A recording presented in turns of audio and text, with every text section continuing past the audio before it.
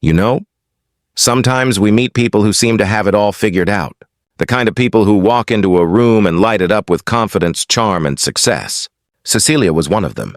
Or at least, that's how it looked from the outside. Cecilia had always been that girl who could turn any moment into something magical. At just 10 years old, she planned her mom's surprise birthday party, down to the candles, the cake, the music, everything. That spark, that joy of bringing people together, never left her. Years later, she turned that gift into a thriving business, planning lavish events for some of Miami's most elite organizations, from glittering ballroom galas to beachside weddings under golden sunsets. Cecilia made dreams come true. People admired her. They envied her. To everyone watching, she was living the perfect life, a woman who had made her childhood dream come alive. But beneath the shimmer of champagne glasses, beneath the laughter and applause, there was something else, something quiet. A kind of ache she couldn't explain, because deep down, behind all the confetti and color, Cecilia felt something missing. She wanted something that didn't fade the next morning after the party ended. Something more lasting than applause. Something real, and that feeling haunted her. She had ideas, big ones. A book about her journey. Classes to teach others the art of creating unforgettable experiences. But every time she thought about doing it, her heart raced. Her hands froze. A small voice whispered, "Don't risk it. Stay where you are. You're good at this. Don't fail." And so, she stayed. Day after day, year after year. Trapped by the very success she built. Stuck between comfort and curiosity. But here's the truth. Cecilia wasn't alone. So many of us know what that feels like. That quiet war between who we are and who we could be, and that's where her story becomes ours.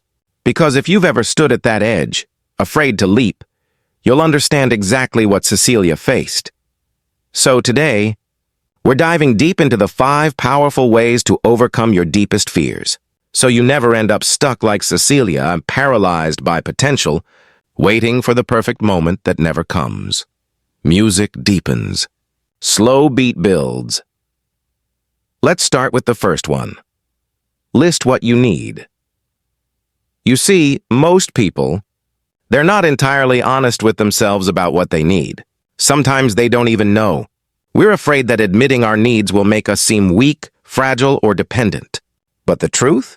It's the first step to strength. So let me ask you, when was the last time you wrote down what you truly need?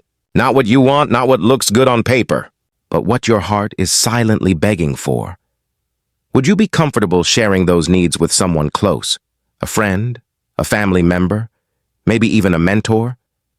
It's not easy, because the moment you start writing, emotions rise. The truth starts to hurt.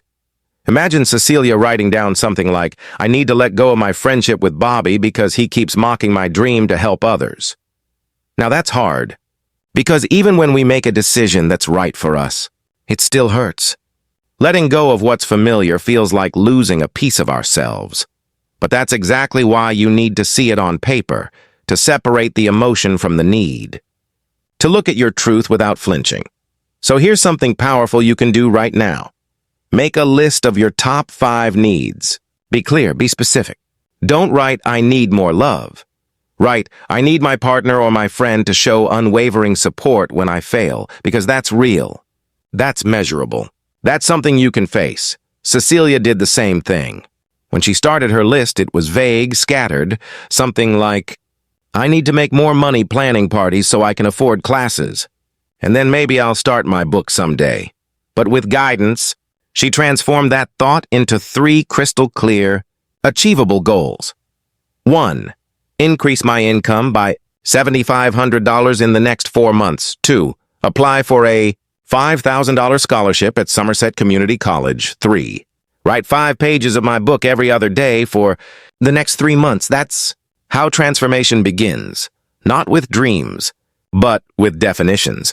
Now, once you know what you need, it's time for step 2. Ask for what you need and keep your eyes on the prize, because knowing isn't enough. You've got to reach for it. Studies show people want to help you. Mentors, friends, colleagues.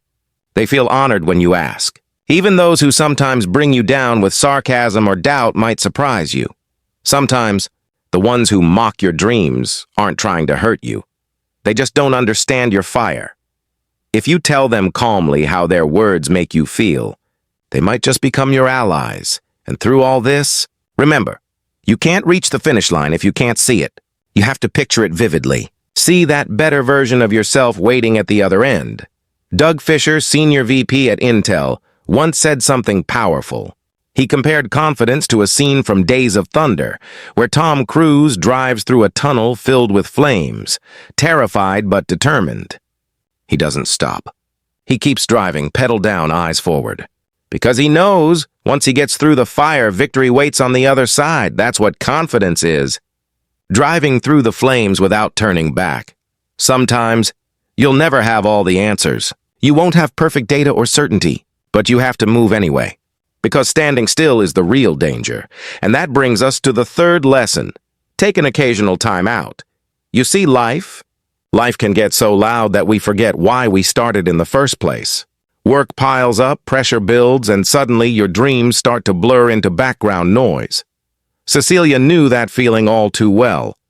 She was planning more events, saving for her classes, writing every night. But the exhaustion crept in. The joy faded.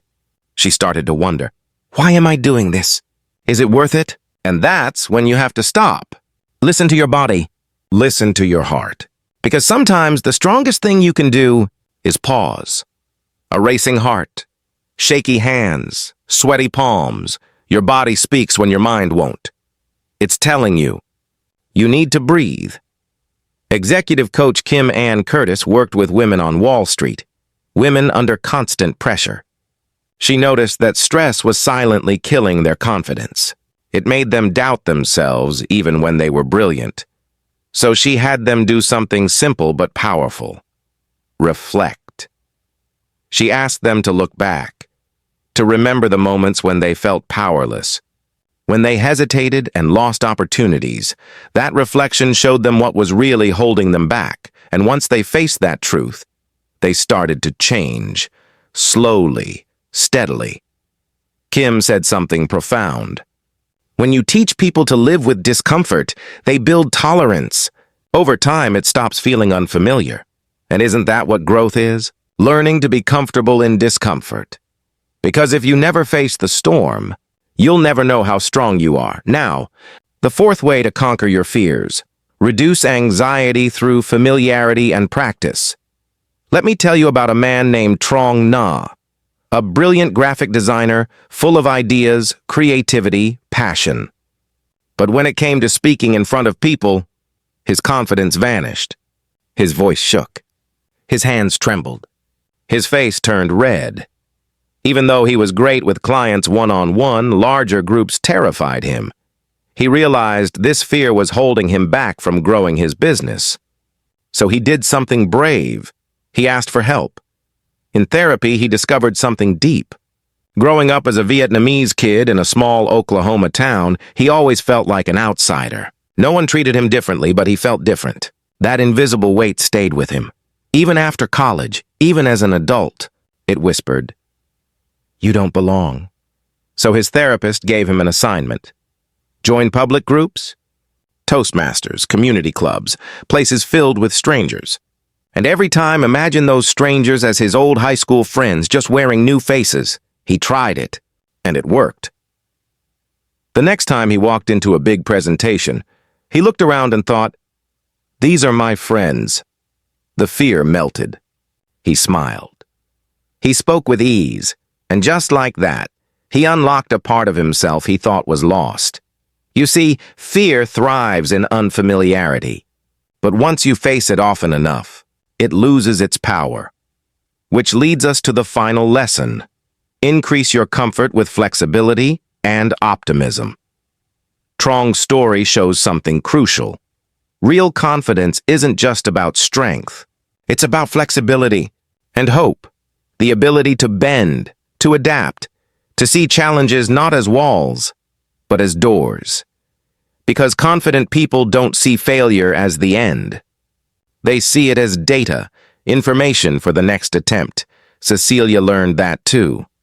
She pushed herself to step into the unknown. She reached out to local authors, invited them for coffee, and learned from their journeys. She set up a display at a bookstore, pretending to be the author of a book that didn't yet exist, just to feel what it was like. She taught a small workshop at a library. Only 4 people showed up, but she didn't stop. She joined a writers group where strangers became mentors, and one day, someone introduced her to a literary agent. Some experiments failed. Some worked. But all of them taught her one thing. She could face her fear and still stand tall. Because courage isn't the absence of fear.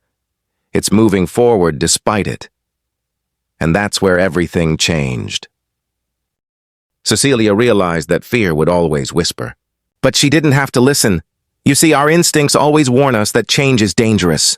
But the truth is, the real danger lies in never changing at all. So how do you overcome fear?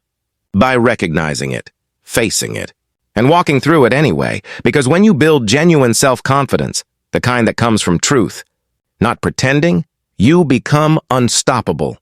Confidence gives you wings to fly beyond the limits that once defined you. Without it, you're trapped by your doubts, your fears, your past. I love what author Kate Northrup said. Everything worth having starts as an inside job. You want love? Start by loving yourself. You want success? Start by believing you deserve it. You want to be respected? Start by respecting your own time, your own dreams, your own journey, because the world only mirrors what you believe within. So as we wrap up Cecilia's story, I want you to ask yourself, what's your fire tunnel? What fear are you driving through right now? And what's waiting for you on the other side? Remember, confidence isn't built overnight. It's built every time you face the thing that scares you and move anyway. So if this story spoke to you, if it reminded you of your own silent battles, take a moment right now. Comment below and tell me what fear you're ready to face next. And if you're ready to keep growing with stories like this, hit that subscribe button, because every week we go deeper into stories that heal, inspire, and challenge you to become everything you were meant to be. Thank you for watching. I'll see you in the next one.